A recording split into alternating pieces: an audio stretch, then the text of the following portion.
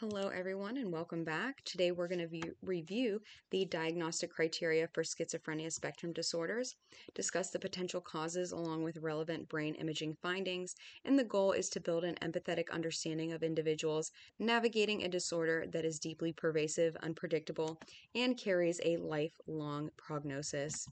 We're going to start by defining the diagnosis of schizophrenia according to the DSM-5, and that's what you see here on this slide.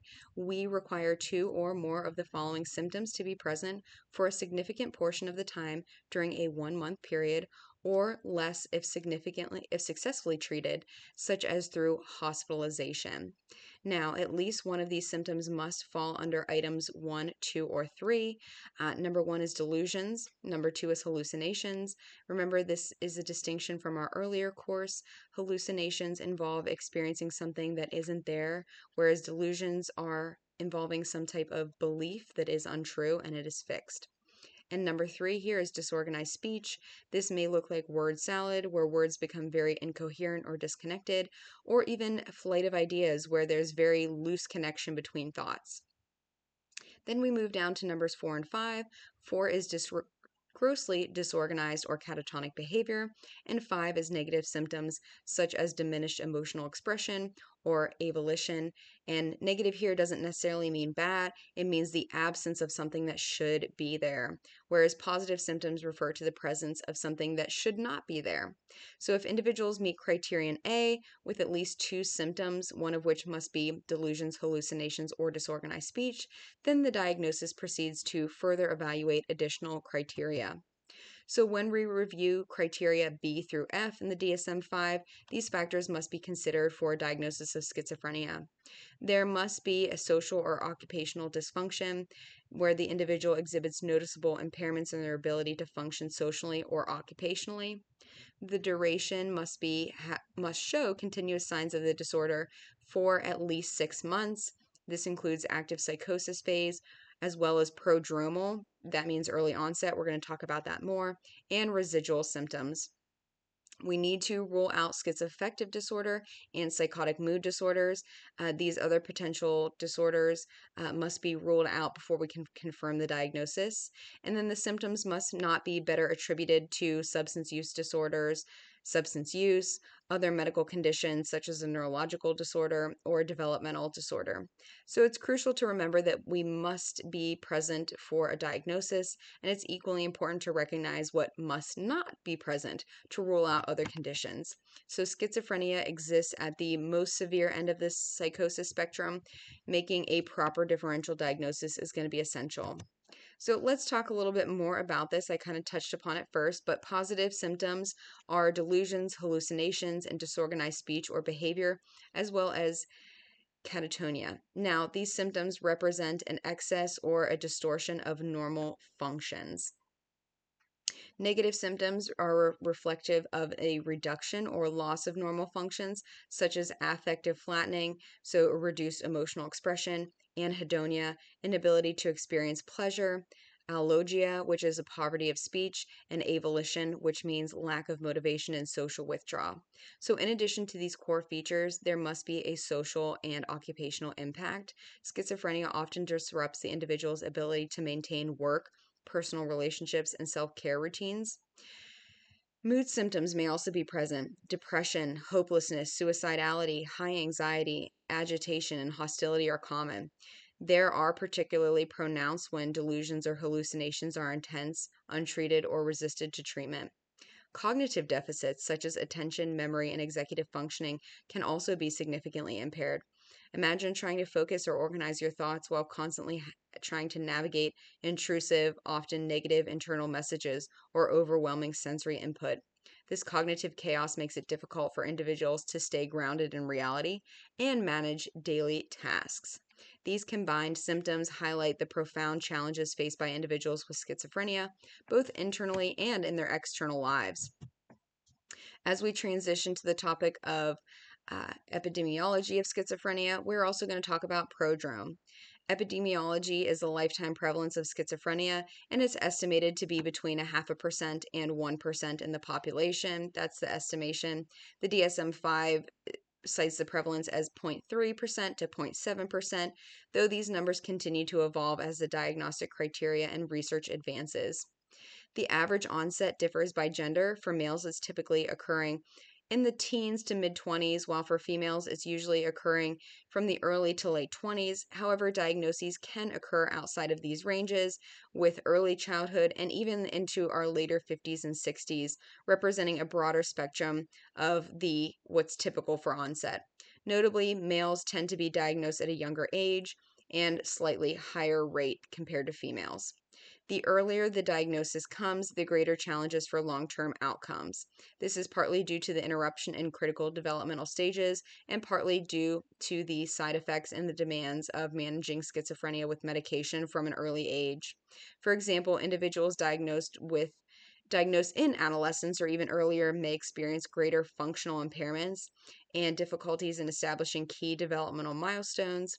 Understanding these patterns of onset and prevalence is crucial for tailoring early interventions and providing support that considers both biological and developmental factors.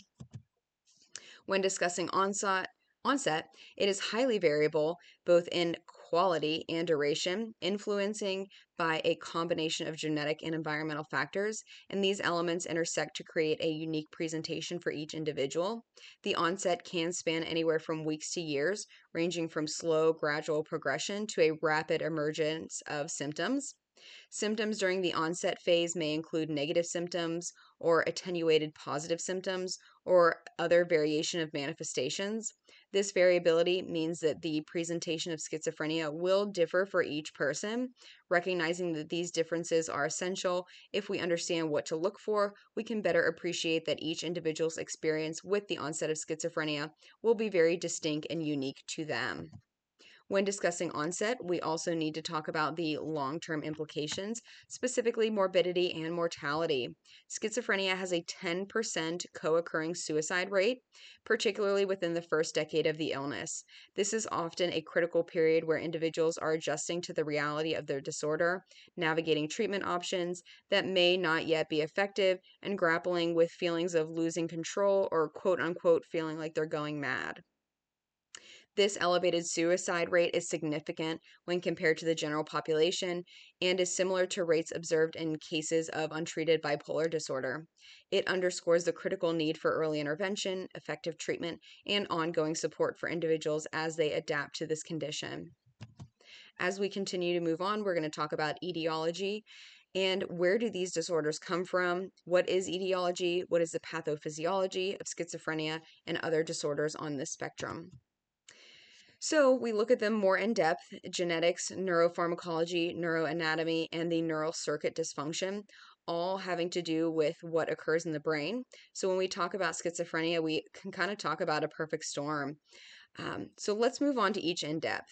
First, we're going to talk about genetics. So let's discuss genetic vulnerability and environmental factors in the development of schizophrenia.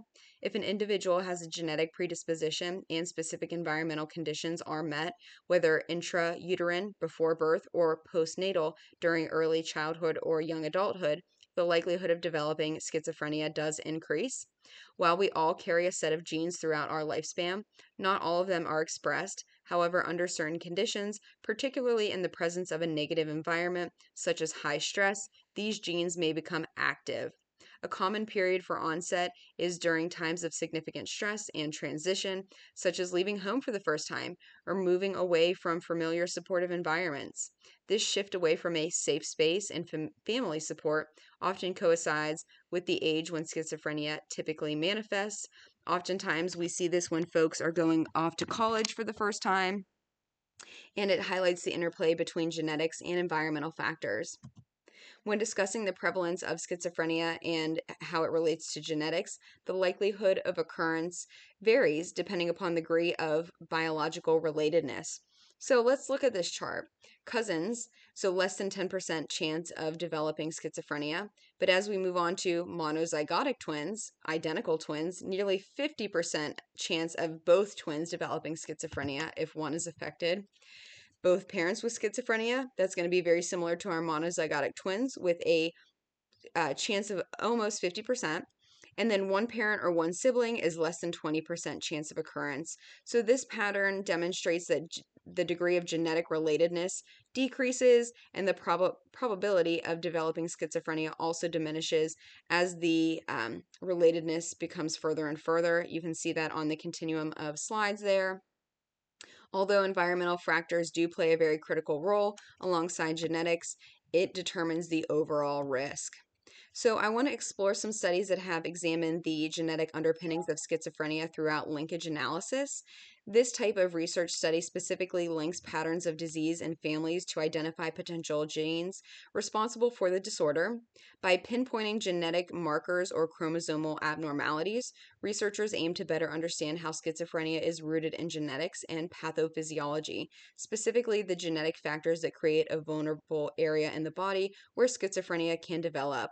When we look at the two disorders with a strong genetic component, you'll see on one side is schizophrenia, on the other side is bipolar disorder.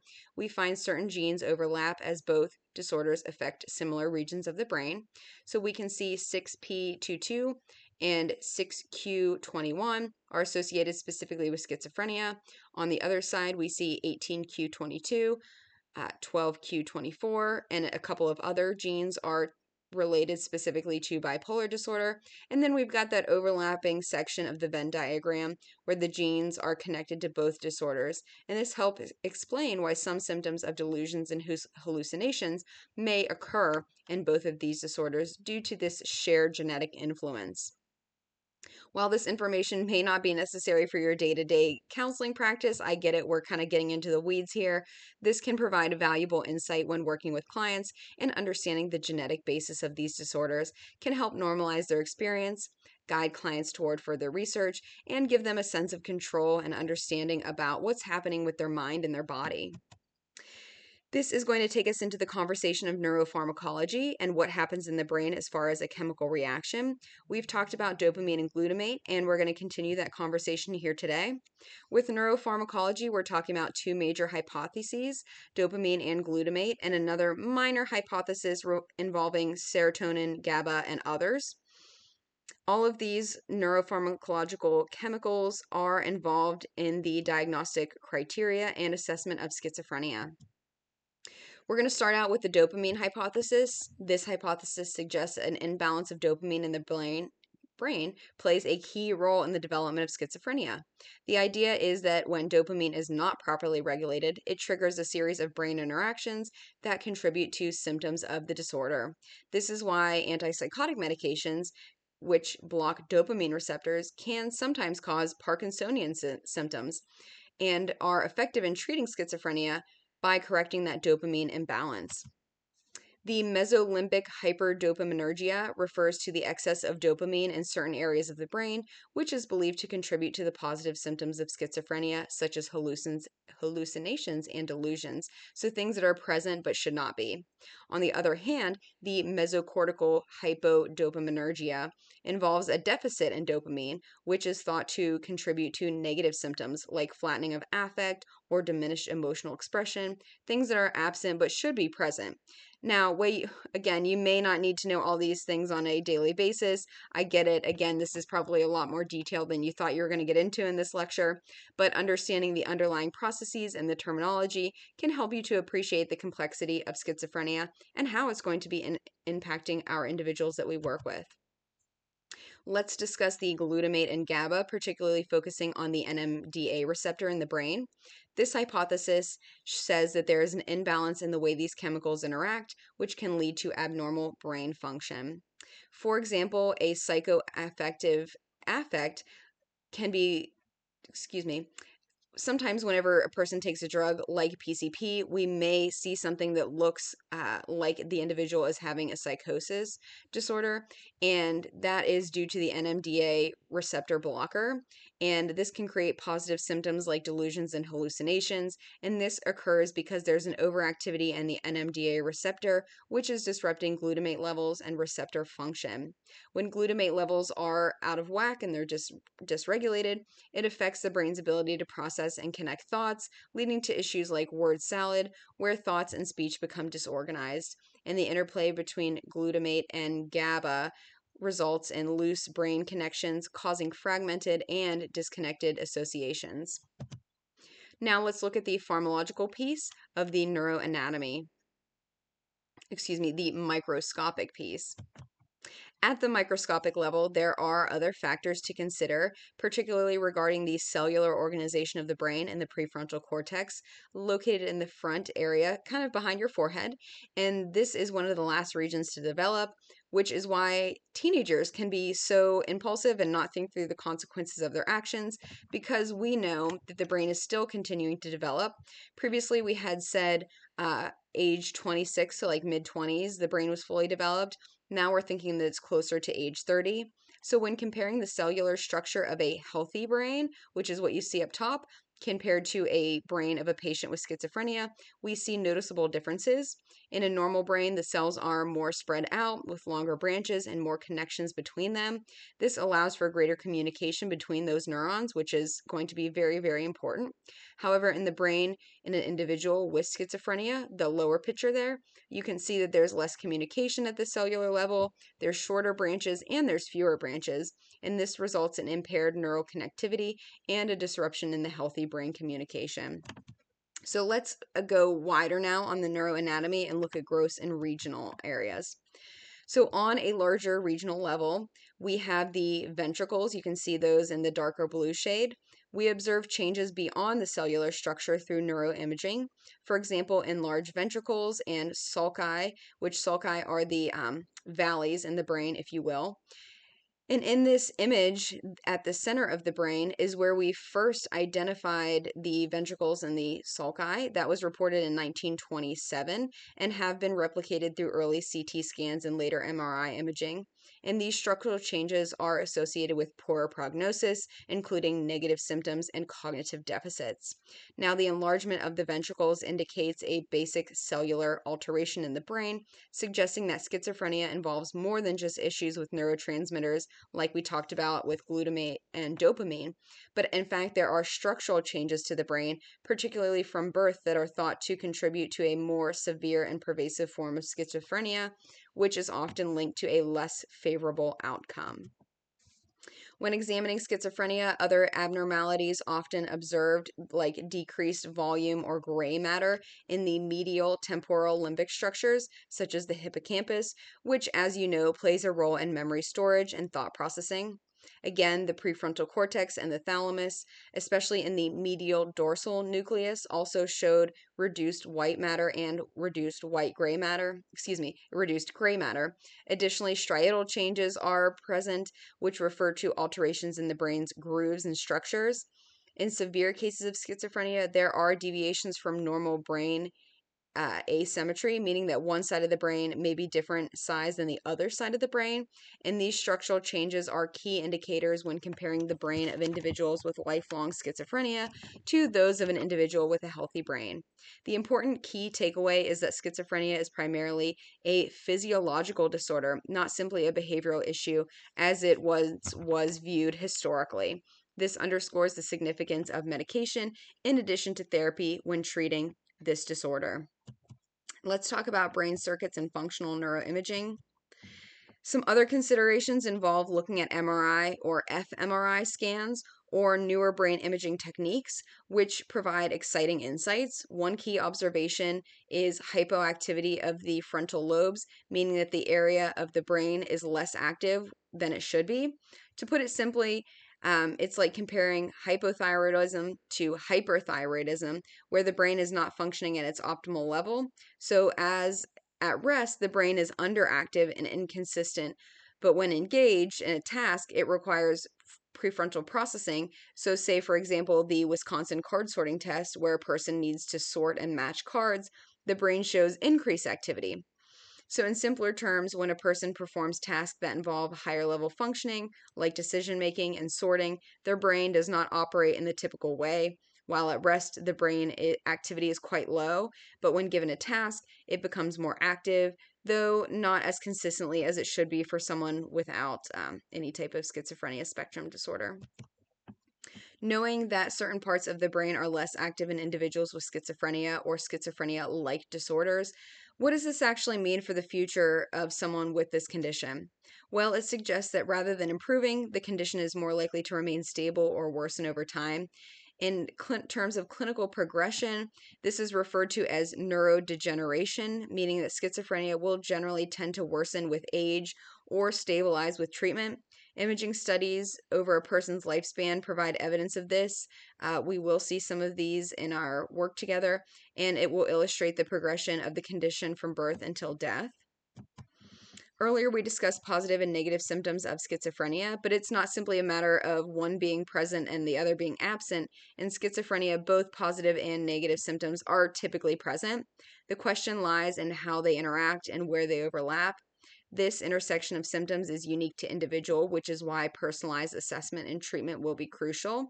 A person may exhibit more positive symptoms or more negative symptoms, but almost always both are present to some degree and intersect at a certain point.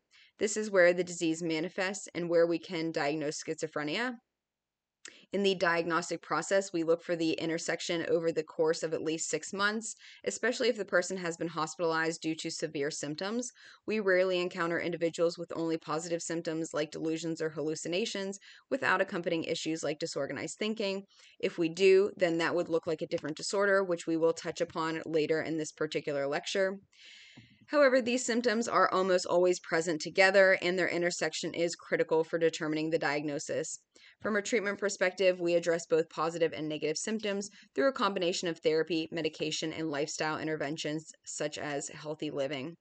Regarding the lifespan, as we mentioned earlier, schizophrenia is typically diagnosed in late teens to early 20s, and during which the symptoms are most often severe.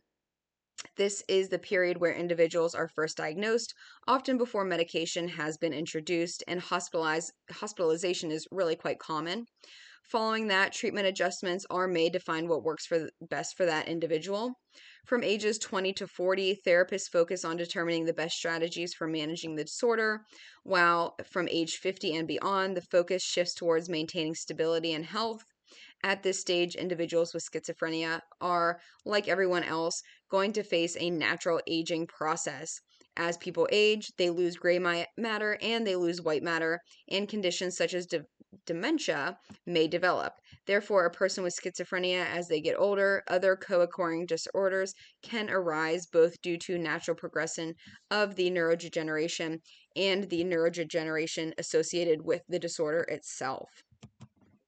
Okay, before we can wrap up this lecture, I want to ensure that you have a basic understanding of other psychotic disorders, including schizophreniform, brief psychotic, delusional, and substance use psychosis, and then psychosis due to another medical condition, such as a brain abnormality. And then we've also got the category of other or unspecified, which refers to cases where the cause of psychosis is unclear. Now we'll take a closer look at each of these as the DSM describes them. So here we're going to be looking at schizophreniform disorder, and it's going to look very similar to schizophrenia. The criteria for A, D, and E are met.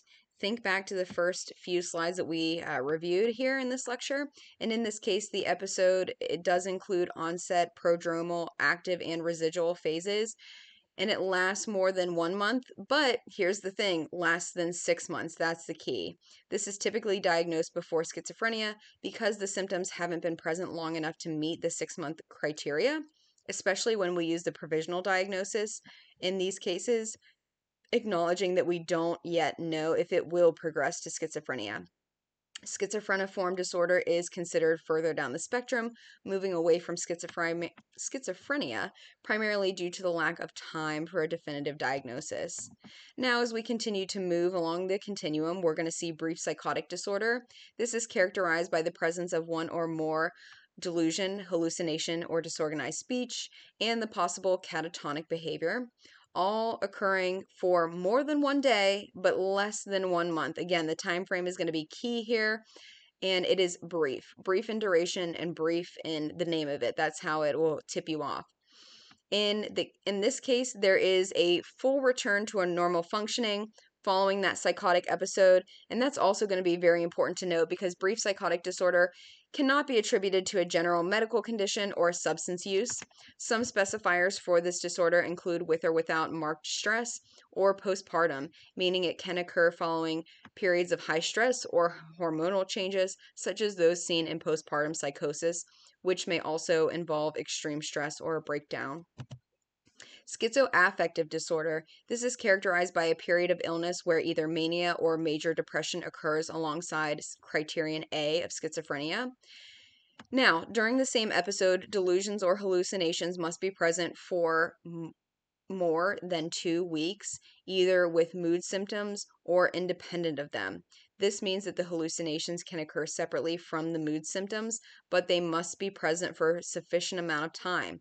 It's important to note that the symptoms cannot be attributed to normal grief, such as when a person may hallucinate the presence of that deceased loved one due to very intense mourning. In addition, mood episodes must occur throughout the duration of the illness. And this means that while hallucinations and delusions may exist separately, the mood disorder, whether that be in the manifestation of depression or mania, must be present for the entire duration. Schizoaffective disorder also presents with deep depression and can also contribute to the occurrence of delusions or hallucinations. In counseling, this disorder is frequently seen because individuals tend to be more aware that their delusions are present and tend to worsen during depressive episodes. Early recognition and treatment can be crucial for improving self-awareness. There are specifiers for schizoaffective type, including bipolar type or depressive type, depending upon what mood disorder co-occurs with the schizophrenia symptoms. Moving on to delusional disorder, this is characterized by the presence of delusions for more than 1 month without the presence of hallucinations. In this disorder, criterion A of schizophrenia are never fully met. Behavior and daily functioning are generally not significantly impaired. Again, that's going to be very, very important for diagnostic purposes, except whenever it comes to the delusion itself. So, for example, a person may hear something that isn't there, but overall their functionality remains largely intact. Additionally, the duration of any mood episode, such as mania or depression, is brief compared to the duration of the delusions. It's important to note that no substance use or underlying medical condition, such as a brain abnormality, contributes to these delusions. Now, we've got several subtypes, including erotomanic. This is the belief that someone is often in love with a celebrity or a person of higher status, and they're in love with our patient. And despite there being no evidence of such relationship, then we've got grandiose, the belief of having special abilities of wealth or fame that is out of proportion to reality. Jealousy, the belief that one's partner is unfaithful despite any type of evidence. Persecutory, the belief that others are plotting harm or deceiving them. Somatic, belief that there are physical ailments or problems that are not actually present. Mixed, this could be a combination of different delusions. And then bizarre, these delusions typically are clearly impossible, like believing that one has been abducted by aliens. So each of these subtypes reflects a different way in which the delusion can manifest in individuals with delusional disorder. So, psychosis can be associated with a variety of conditions, both psychiatric and non-psychiatric, and may sometimes require referral to a neurologist or a PCP, primary care physician, for further evaluation.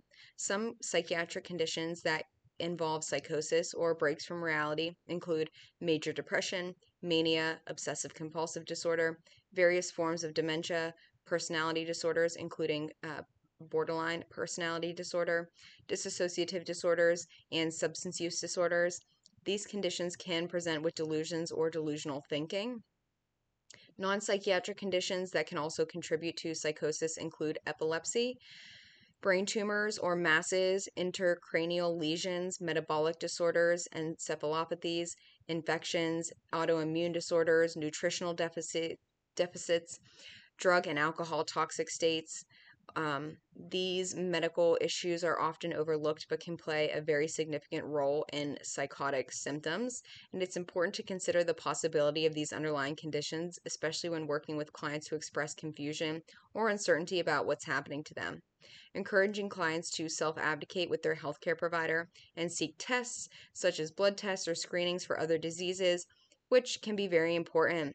Psychosis can be caused by an underlying medical condition, and it's crucial to address the root cause to ensure appropriate treatments.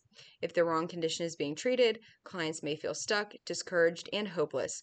As counselors, we need to be educated on these possibilities and help guide clients in advocating for them and understanding the complexities of conditions like schizophrenia. Early intervention is crucial. The sooner we identify and begin to treat the condition, the better the prognosis is going to be. Psychoeducation plays a key role in helping individuals understand their condition and treatment options. Pharmacogenomic testing can help determine which medications are most effective for the specific individual, ensuring a more personalized approach. Various types of cognitive behavioral therapy and community-based assistance, such as outpatient programs and case management services, are important in supporting individuals with schizophrenia. For example, individuals with severe schizophrenia may live independently but benefit from having agency services come to their home regularly to assist with daily activities. Medication remains a cornerstone of treatment as it helps to manage symptoms and improve functionality. It's going to be essential to recognize that counselors play an important role in supporting clients with psychosis, just as we do with other conditions, for example, trauma. Schizophrenia is a complex condition with a physiological basis, but it also has a profound psychological impact that counselors can assist in addressing. So if we aren't properly educated and prepared to help, we're doing a disservice to our clients. All right, that's it for today's lecture. Thank you for your time and attention, and I'll see you in the next one.